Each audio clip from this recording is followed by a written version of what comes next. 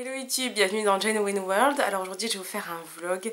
Pour ceux qui ne savent pas ce que c'est un vlog, c'est une vidéo où je parle de tout et de rien. Je raconte ma life entre guillemets, enfin c'est pas vraiment ça, mais bon, en tout cas je raconte dans mon cas, en tout cas mon cheminement par rapport à l'alimentation essentiellement.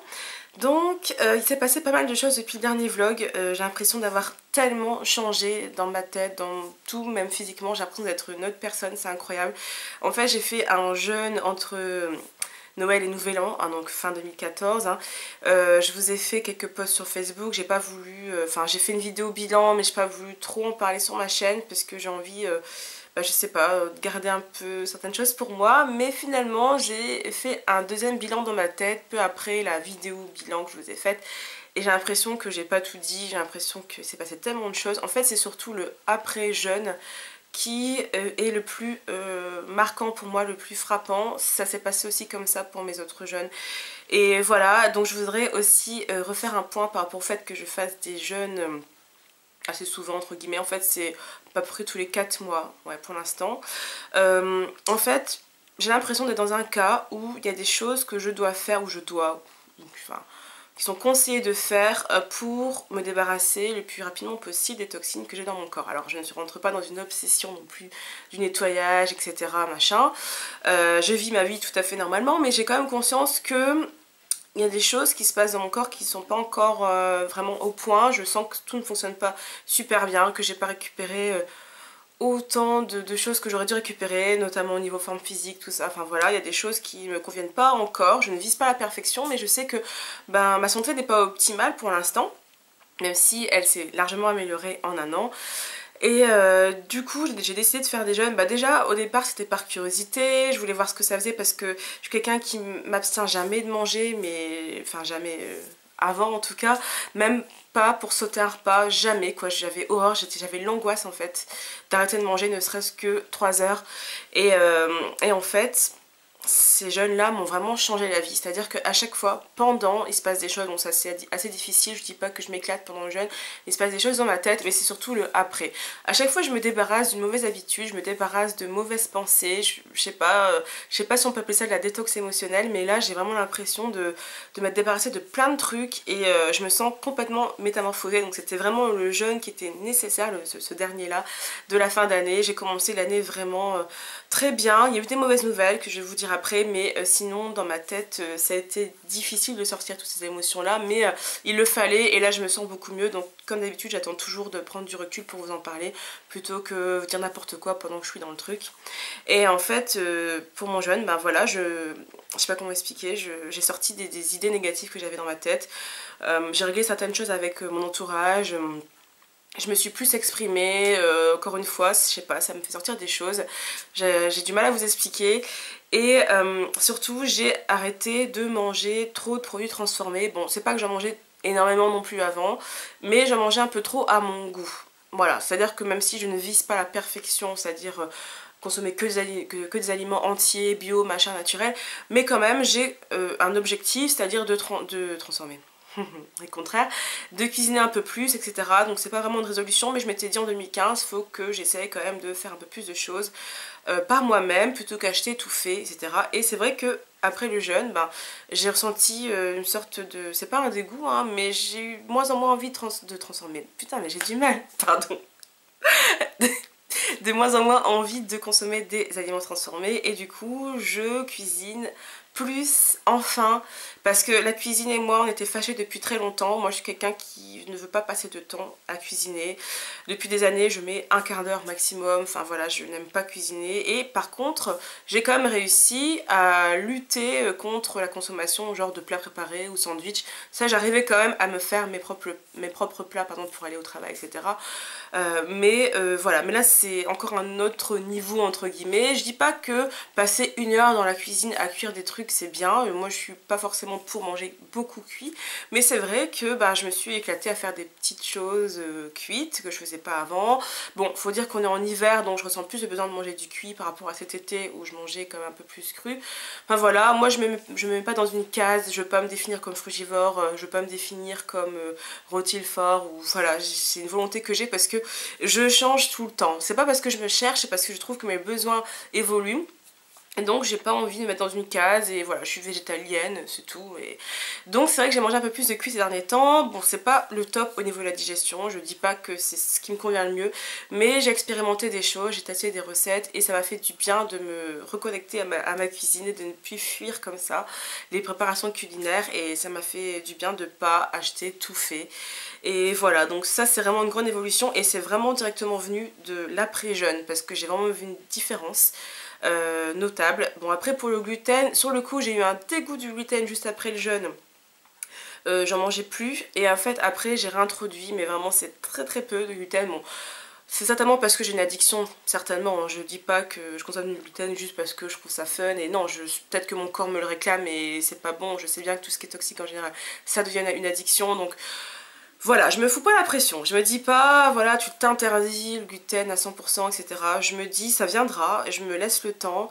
J'espère que un jour, je consommerai quasiment 100% sans gluten, sauf à l'extérieur de chez moi, à la limite. Mais c'est vrai que maintenant, quand j'en mange, j'ai vraiment des réactions violentes. Enfin, ça dépend quoi. Il y a certains aliments, comme les pains à hamburger que je vous ai montré dans une vidéo recette. Ceux-là, voilà, si je mange un hamburger, je ne ressens pas d'effet négatif. Ça veut pas dire qu'il n'y en a pas. Mais il y a certains aliments, certains trucs que je peux consommer à l'extérieur de chez moi. Alors là, mais ça me tord les boyaux, c'est affreux quoi. J'ai vraiment mal physiquement. Donc là, je vois bien que... Ben voilà, à un moment donné, il faut faire un choix, il faut savoir trancher. Bon, j'ai pas tranché, et puis c'est tout, hein, on verra bien. Quoi d'autre? J'ai pris des notes parce que j'ai tellement de choses à dire. Ouais, donc j'ai eu des boutons pendant 2 semaines après mon jeûne. J'ai vraiment eu la détox physique après mon jeûne. Soit c'est parce que j'ai mangé beaucoup mieux après, soit c'est parce que c'était la suite, je sais pas. Enfin, j'ai eu pas mal ouais, de détox, enfin, je sais pas. Mais c'est pas grave, maintenant c'est fini, j'ai plus de boutons, enfin voilà. Sinon, j'ai eu de la fatigue en fait pendant les 2 semaines, ouais, boutons et fatigue pendant les 2 semaines qui ont suivi mon jeûne particulièrement. J'avais prévu de faire une prise de sang début janvier que j'ai faite et il s'est avéré que je suis carencée.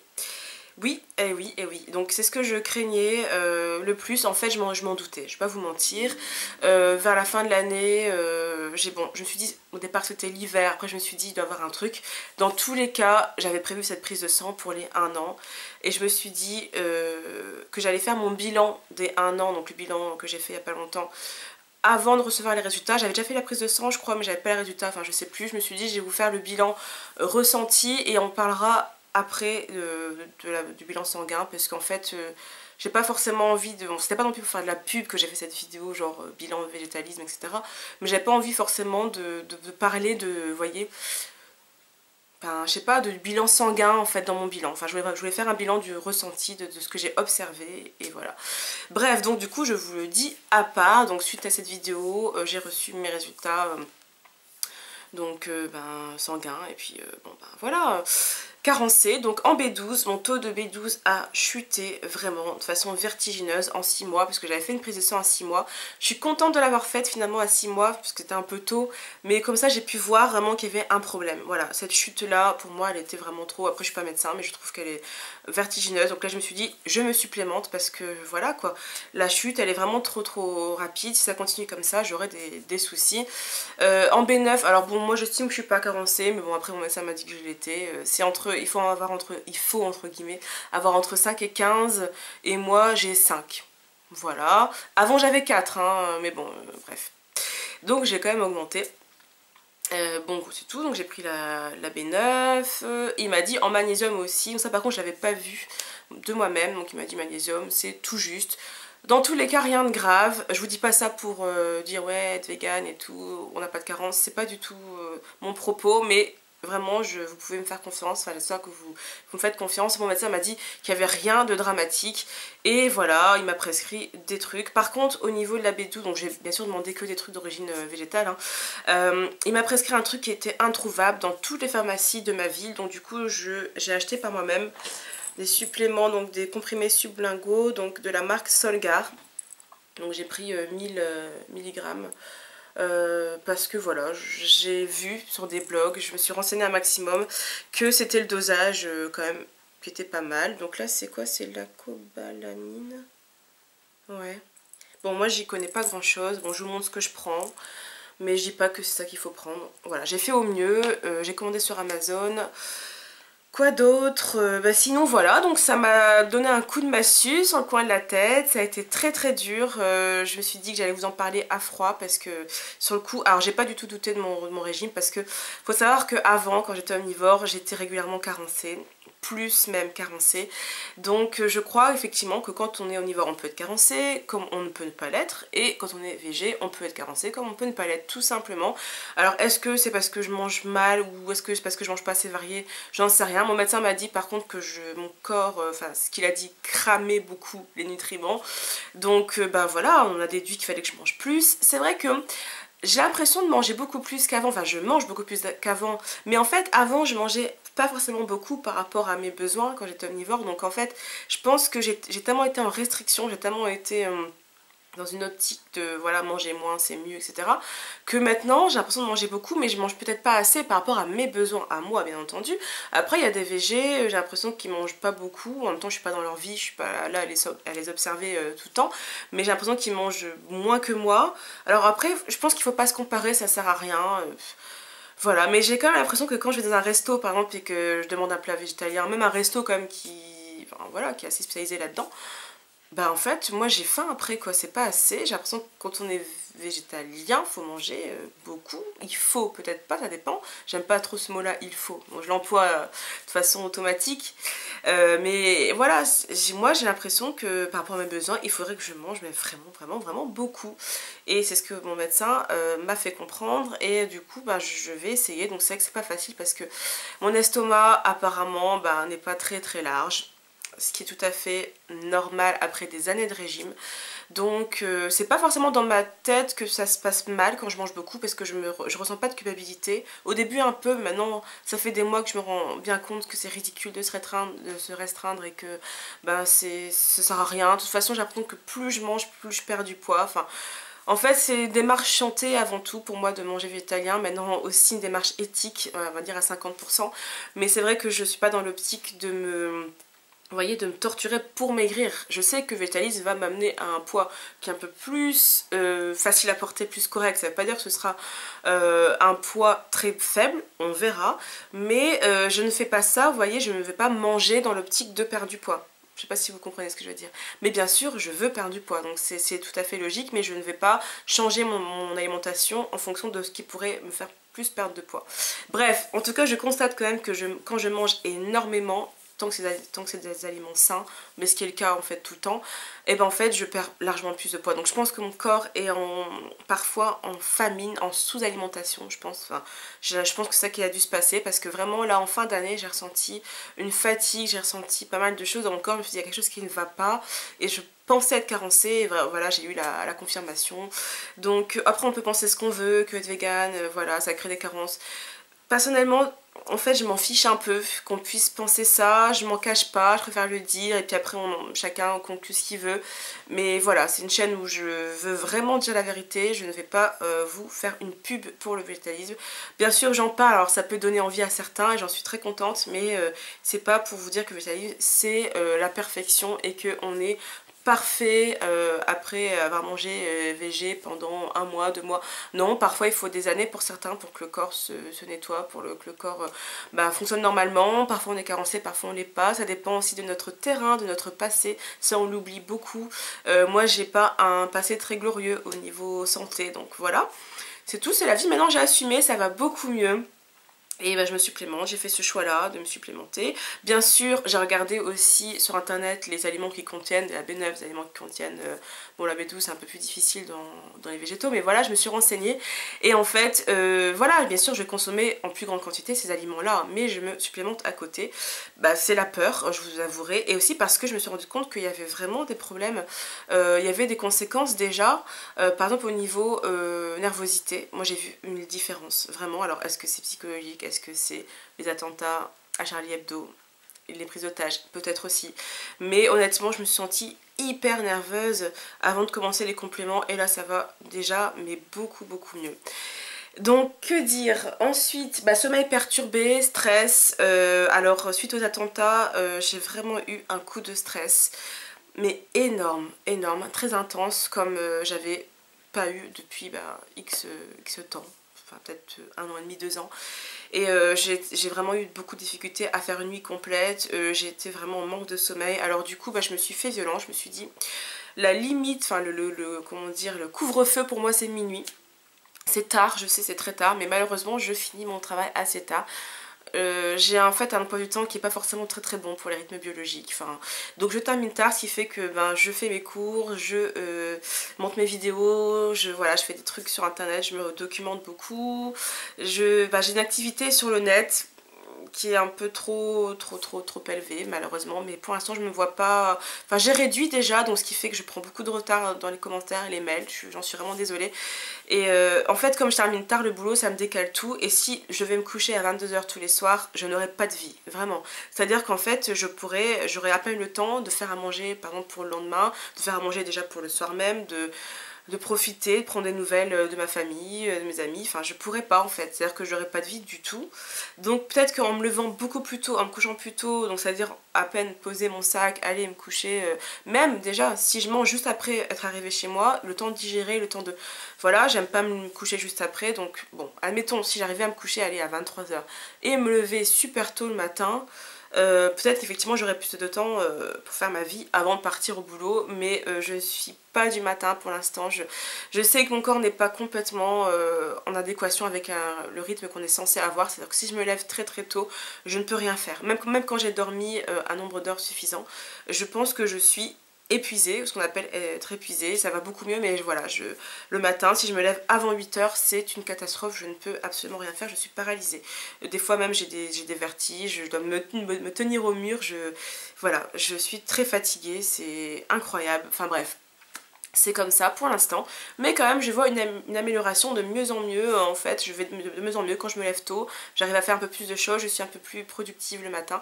Ben voilà, en tout cas pour l'instant mon rythme est comme ça. Donc avant je me couchais vraiment plus tard que ça, donc des fois je faisais des nuits de 5 heures, enfin c'est affreux. Au niveau sommeil, je sais que j'ai de gros problèmes. En fait, une fois que je suis endormie, je dors quand même assez bien. Mais j'ai du mal à me coucher tôt. Ça fait des années que c'est comme ça. Internet y est pour beaucoup, malheureusement. Mais je me vois pas couper, là, arrêter ma chaîne, voilà, sous prétexte que... sous prétexte, c'est quand même important, mais bon, sous prétexte que je dors pas assez longtemps. Enfin bref. Donc maintenant minuit c'est mon couvre-feu, donc j'arrête tout même si j'ai rien fini, même si j'ai pas eu le temps de faire des choses importantes, j'arrête tout et du coup j'arrive à dormir un petit peu plus, peut-être aller en moyenne 6 h30, 7 h. Voilà, bon sauf le week-end, le week-end je dors toujours beaucoup plus, mais bon la semaine voilà je suis vraiment en manque de sommeil. J'ai réussi à boire beaucoup plus d'eau le matin, enfin, parce que c'était le truc qui me dégoûtait le matin, c'était de boire plus de une gorgée avant de prendre mon petit déj, j'arrivais pas, ça me dégoûtait, pourtant j'adore l'eau hein, mais j'arrivais à prendre mon petit déj tout ça, ensuite attendre un petit peu et boire beaucoup d'eau dans la journée, mais par contre boire le matin comme ça à jeun, c'est un truc qui n'arrive, enfin voilà, qui m'écœurait, qui me donne envie de vomir, enfin c'était affreux. Et là enfin j'ai réussi, donc j'ai trouvé une technique, c'est à dire que je mets un grand verre, enfin un verre qui se ferme au pied de mon lit, donc qui fait 75 millilitres, centilitres pardon. Et ce qui fait que je peux le poser donc sans risque de le renverser pendant la nuit, enfin s'il se renverse l'eau ne coule pas, enfin bref. C'est tout un truc, parce que si je mettais un verre ou une bouteille, je sais pas, la bouteille j'aime pas, je préfère les... Bah c'est ça, voilà. Les trucs comme ça je préfère largement, et avec une paille intégrée. Et en fait dès que mon réveil sonne, à peine j'ai ouvert les yeux, je prends mon truc et je bois. Par contre j'avoue que je me force, je bois même si j'ai un peu mal à l'estomac, je bois et j'arrive en général à finir cette quantité là, ou des fois allez j'arrive jusqu'ici, enfin bref, au moins je pense un demi-litre, voilà. Et en fait après je fais mes trucs, je vais aux toilettes, je prépare mon petit déjeuner et l'eau a le temps de descendre, et c'est vrai que ça me nettoie vraiment trop bien, je le sens quoi, ça passe. Alors des fois par contre j'ai mal au ventre, j'ai quand même mal, en fait j'ai l'impression que mes intestins sont tellement encrassés que parfois j'ai mal aux intestins, je le sens que ça a du mal en fait à déboucher le truc, enfin bref. Mais ça va de mieux en mieux, donc je continue, et c'est vrai que toute la matinée je passe mon temps à aller aux toilettes, mais je me sens mais largement mieux, je trouve que ma peau aussi plus jolie depuis que j'ai commencé à avoir plus d'eau. Alors est-ce que c'est ça, est-ce que c'est bon, il y a tellement de facteurs en même temps, mais bref. Voilà, j'ai réussi à boire plus d'eau le matin, j'en suis très contente, ça fait longtemps que je voulais y arriver, et ma technique c'est ça, c'est de mettre le truc près de mon lit, et en général je reste 5 minutes dans mon lit le temps de finir, vous voyez, donc ça veut dire que je bois quand même assez vite, parce que le matin j'ai pas le temps, c'est ça le fléau de cette société, c'est qu'on n'a pas le temps. Sinon je boirais cette quantité là en, allez, peut-être 20 minutes si j'avais le temps, mais donc du coup je me force tant pis, voilà, en 5 minutes. Et aussi pour mon petit déj, j'essaye de manger plus, donc du coup... en général, le matin, c'est smoothie banane. Bon, banane 100%, c'est très rare. En général, je mets quand même des feuilles vertes dedans. Et je rajoute du coup peut-être 1 ou 2 bananes par rapport à ce que je mangeais avant. Donc du coup, des fois, je suis à 7, 8. Ça dépend des jours. Et c'est difficile pour moi de manger vite. Alors j'ai un gros souci, enfin un souci. Est-ce que c'est pas la normalité peut-être, je ne sais pas. Je mange très lentement et en fait du coup j'ai pas le temps, Donc je me lève déjà plus tôt le matin pour pouvoir manger plus. Et parfois j'ai mal au ventre parce que je mange trop vite, donc j'essaie de manger encore plus lentement. Mais en fait vraiment si je m'écoutais, si je pouvais tous les jours avoir ce luxe là de prendre tout mon temps, je mettrais je pense 1 heure, 1 heure et demie même parfois pour manger. Voilà, rien que pour manger. Voilà, en général je suis à peu près à 1 litre de smoothie en fait. Et je pense que je prendrais 1 heure pour le boire si je le pouvais en fait. Et le week-end c'est ce que je fais. Donc le week-end, parfois ma journée file comme ça parce qu'en général je me lève tard et je prends mon smoothie, je prends tout mon temps. Des fois je me fais un jus. Oui, parce que les jus, j'ai arrêté la semaine à cause de ça parce que comme j'arrive pas à me lever très tôt le matin, le temps de faire le jus, le temps de nettoyer la machine, etc., ça me faisait lever trop tôt, j'en pouvais plus. Et donc du coup, par lassitude, et donc je fais des jus que le week-end, bon, c'est déjà pas mal, hein. Et en fait, voilà, le temps de faire mon jus, le temps de prendre mon petit déj, je prends tout mon temps. Des fois, ça me met 2 heures. À partir du lever jusqu'au moment où j'ai fini mon petit déj, ça me met 2 heures. Donc vous vous rendez compte? Alors des fois, je me dis, j'aimerais bien être un grand singe et pour pouvoir en fait, la journée, pouvoir m'occuper à manger, à boire quoi, faire ça en fait, voilà, ce serait mon activité principale. Et... non mais limite quoi, enfin si je devais compter le nombre d'heures que ça devrait me prendre en fait de manger dans la journée, ce serait énorme en fait. Donc au boulot, ma pause déjeuner est de 3/4 d'heure, je n'ai pas le temps de manger autant que je voudrais, donc voilà, je prends mon Tupperware, enfin, quand je mange cuit le midi, je prends un Tupperware, bon, il est quand même assez grand, mais en théorie si j'étais chez moi, je mangerais plus, mais je sais très bien que c'est cette quantité là que je peux absorber en 3/4 d'heure. En général, je prends pas de dessert le midi, je prends mon dessert avant parce que en général, le fruit, de toute façon, après le repas, c'est pas conseillé. Et de toute façon, je me rends bien compte que c'est affreux, enfin, ça fermente, c'est vraiment pas jojo. Donc, du coup, je prends mon fruit en général 1 heure avant mon ou mes fruits, hein, ça dépend. Donc avant mon repas du midi, oh là là. Et le midi, je prends que mon plat et c'est tout. Parce que de toute façon, j'aurai pas le temps de manger autre chose.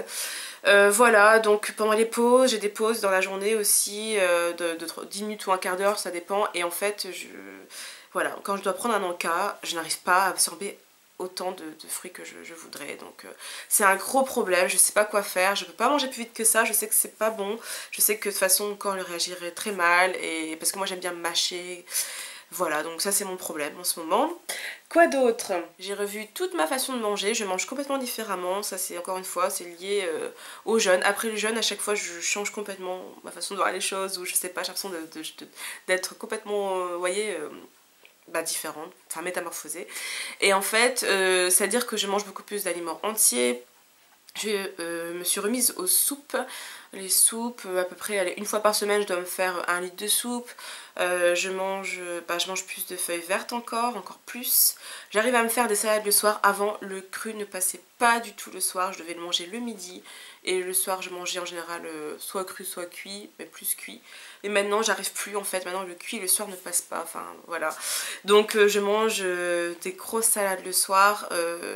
Quand je suis lassée, ce qui m'arrive, je mange aussi cuit le soir. Donc, cuit midi, cuit le soir. En général, niveau digestion, je vois tout de suite que enfin, c'est pas que ça passe pas, mais ça me réussit beaucoup moins. Mais bon, des fois voilà, le soir j'ai un dégoût pour les feuilles vertes, alors je mange du cuit. Enfin, je suis vraiment mon instinct, et puis on verra bien, je sais pas. J'ai pas d'objectif en fait de 100% cru ou 100% cuit, ou j'ai pas d'objectif en fait, je fais selon mes envies, etc. Et enfin, dernier point que je voulais aborder avec vous, c'est le test des cosmétiques sur les animaux. Alors, ça fait un moment que j'essaie de me renseigner un petit peu. Alors, c'est marrant, alors soit j'avais des œillères, soit j'ai pas eu de chance, j'ai pas trouvé les bonnes infos au bon moment. Donc, il y a certains trucs, certaines infos qui me semblaient assez floues, donc du coup, j'ai un peu passé au-dessus, et puis je faisais un peu comme je voulais. En achetant mes cosmétiques, tout ça. Et puis maintenant, en fait, je me suis pris une claque parce que j'ai réussi à trouver des infos un peu plus précises.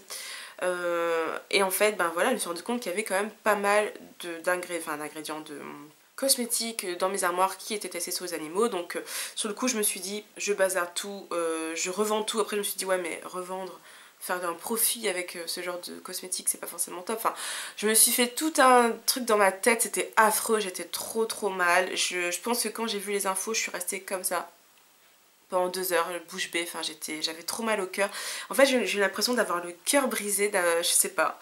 C'était affreux quoi, pendant plusieurs jours j'étais tétanisée. Et en fait quand j'utilise un cosmétique qui est testé sur les animaux, oh, je me sens super mal. Alors j'ai pris la décision de quand même essayer de finir ceux que j'ai déjà entamés. Après ceux que j'avais achetés d'avance, tout ça... les données, je vois pas, pour l'instant je ne sais pas quoi en faire, donc je les garde. Mais en même temps je suis assez confuse sur pas mal de points, parce qu'il y a des listes qui sont sur internet mais qui sont pas à jour. Il y a des marques, par exemple Yves Rocher, on dit bah non ils testent pas, il y en a qui disent oui. Alors il y a eu une loi qui est passée aussi, donc normalement depuis mars 2013, normalement tout ce qui est vendu en Union Européenne n'est pas testé sur les animaux. Mais je vois tout et son contraire, je suis complètement paumée, c'est affreux. Donc voilà, franchement pour moi c'est une torture. C'est une torture parce que bah, j'aimerais bien quand même devenir végane, quand même. Je sais pas non plus, vous voyez, un objectif que je me fixe forcément pour enfin, dans un futur très proche, mais en fait c'est à dire que je pense que ça va aller de soi, ce sera juste bah, physique, un peu comme quand je mangeais de la viande et je me disais je deviendrais végétarienne certainement un jour. Le jour où j'ai eu le déclic, c'est tout, je pouvais plus manger de viande, c'était trop tard, enfin c'est trop tard entre guillemets, je pouvais pas, vous voyez, diminuer la quantité progressivement. C'était vraiment un déclic qui faisait que je pouvais vraiment plus voir de la viande quoi. Et là pareil pour les produits testés sur les animaux, avec très grande difficulté j'arrive encore à en appliquer, enfin c'est juste affreux quoi, et je culpabilise beaucoup. Mais en même temps je me dis, je vois tout et son contraire, je vois telle marque qui teste, comme Urban Decay par exemple, qui teste, je vois qui testent plus, qu'ils ont retesté, enfin voilà quoi, franchement c'est juste, c'est presque un cauchemar pour moi cette histoire, parce que c'est affreux, parce qu'en plus je me suis renseignée d'ailleurs sur les tests, parce que c'est vrai qu'on a l'impression que les tests sur les animaux c'est juste bah oui on met du rouge à lèvres sur un singe, c'est pas bien grave. Non, c'est des tests pour voir la toxicité des produits, des choses comme ça. J'ai vu des images, je me suis documentée, j'ai été traumatisée par ces images, franchement je me suis dit mais... Voilà, même si on les tuait pas à la fin, même s'ils souffraient pas, l'idée même d'aller prendre un animal et le tester, enfin... ça me dépasse complètement. Je me suis dit mais pourquoi j'ai mis autant de temps, enfin ça faisait quelques mois que j'y pensais, mais c'est vrai que j'avais pas les infos, je trouvais pas les infos, ou est-ce que je voulais pas voir, je ne sais pas, enfin j'étais vraiment pas dans une optique de chercher activement, donc je cherchais pas assez. Là j'ai vraiment pris plusieurs heures pour me documenter là-dessus et je me suis pris vraiment une claque. Pour l'instant je suis pas encore sortie de ce traumatisme là, j'espère vraiment devenir végane. Mais en même temps je veux pas non plus me dire voilà demain je vais tout racheter, je vais racheter, bon après c'est pas non plus tout ce que j'ai dans mes armoires qui sont testés sur les animaux, mais il y a quand même, c'est une minorité mais il y a quand même pas mal. Je me vois pas non plus tout virer, tout racheter, là je me verrais pas mettre ce budget là, j'ai pas l'envie. Donc bon pour l'instant voilà, je fais avec. Bon. Et j'ai encore une dernière chose à vous dire aussi par rapport au sport. J'en parle plus depuis très longtemps, je pense que j'en ai même jamais parlé sur ma chaîne. En fait j'ai été une ancienne accro au sport pendant des années. Je faisais ça surtout pour perdre du poids. Alors, ça n'a jamais marché, jamais, c'est à dire que j'ai perdu maximum dans ma vie 2 kilos avec le sport. Et une taille de vêtements, c'est tout ce que j'ai réussi à faire avec le sport. Et en fait je me suis rendu compte que j'avais un gros souci, certainement au niveau émonctoire, hein, qui faisait que l'acidité relâchée par l'activité sportive ne doit certainement pas s'évacuer normalement. Enfin je ne sais pas, je vois bien que quand je fais du sport je gonfle, même quand c'est du sport vraiment modéré, tout doucement etc, comme mon médecin me l'avait conseillé. Son médecin c'est un médecin du sport et il m'a dit toi le sport en excès pour l'instant tant que tu as une surcharge pondérale c'est interdit, parce que voilà on verra plus tard quand tu auras perdu ton poids, et il avait tout à fait raison. Et je l'ai pas écouté dans un premier temps, ensuite j'ai ralenti comme il m'a dit, enfin j'ai fait pas mal de tests ces dernières années et en fait il s'avère que même quand je fais du sport très peu, en fait je gonfle, je fais des œdèmes, je suis très stressée. Donc j'ai tous les symptômes de l'acidose, et même quand je fais vraiment genre une demi-heure de vélo quoi, c'est vraiment voilà. Donc du coup bah j'ai arrêté le sport en fait. Quand je dis arrêter le sport en salle, attention ça veut pas dire que je fais pas de sport au quotidien, mais moi j'étais une grande fan de sport en salle parce que je me sens en sécurité, j'aime bien les machines, moi j'aime bien l'individualisme, j'aime bien être sur mon truc et tout, enfin je sais pas, j'ai adoré le sport en salle pendant longtemps. Mon abonnement s'est terminé, je l'ai pas renouvelé, je me suis dit déjà ça me fera faire des économies et en plus je vais tester. je vais me forcer à ne pas faire de sport, sachant qu'à la base je suis accro, hein, donc voilà. Et ça peut paraître étonnant, je sais, pour une femme ronde, de dire en fait, enfin ça peut paraître étonnant d'entendre une femme ronde, pardon, dire qu'elle a fait du sport depuis des années, souvent, régulièrement, jusqu'à même 10-15 heures par semaine, enfin voilà. J'adore le sport, j'adore vraiment pas tous les sports, mais j'adore le sport en tout cas en salle, les machines de fitness, tout ça. Et en fait maintenant bah voilà, je me suis forcée, donc au début ça a été assez dur parce que j'avais l'impression d'être toute molle, d'être dégueulasse, enfin d'être mal foutue, etc. Et en fait je me suis dit en fait c'est ta santé avant tout, si tu dois faire un nettoyage avant de reprendre une activité sportive modérée toujours, parce que ça sert à rien de faire du sport en excès, je me suis dit il faut d'abord nettoyer le corps, il faut laisser ton corps faire son petit ménage, et puis après quand tu feras du sport ce sera vraiment bénéfique.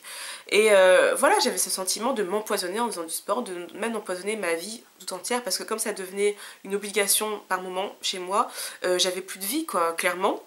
Et là j'ai retrouvé le plaisir d'avoir des soirées de disponibles dans la semaine, et en fait petit à petit c'est devenu un plaisir de ne pas faire de sport. Et ce que je fais en fait c'est que j'essaie de faire beaucoup d'étirements, j'essaie de marcher beaucoup plus et plus vite, donc je marche de façon tonique, je marche, c'est à dire qu'en fait quand je peux ne pas prendre le métro je prends pas, voilà. Donc peut-être qu'effectivement je dois faire assez d'activités sportives pour faire bouger la lymphe, tout ça. Peut-être j'en fais assez ou peut-être pas assez, j'en sais rien. Mais en tout cas je me bouge plus qu'avant, mais je ne fais plus de sport en salle. Et j'ai décidé de ne pas faire de sport forcément avec des tapis, tout ça, ou des mouvements chez moi, de regarder des vidéos de sport sur YouTube. J'ai décidé de ne pas faire ça pour l'instant. Ça fait peut-être, est-ce que ça fait déjà 6 mois 5 mois ou maximum 6 mois que ça dure cette histoire.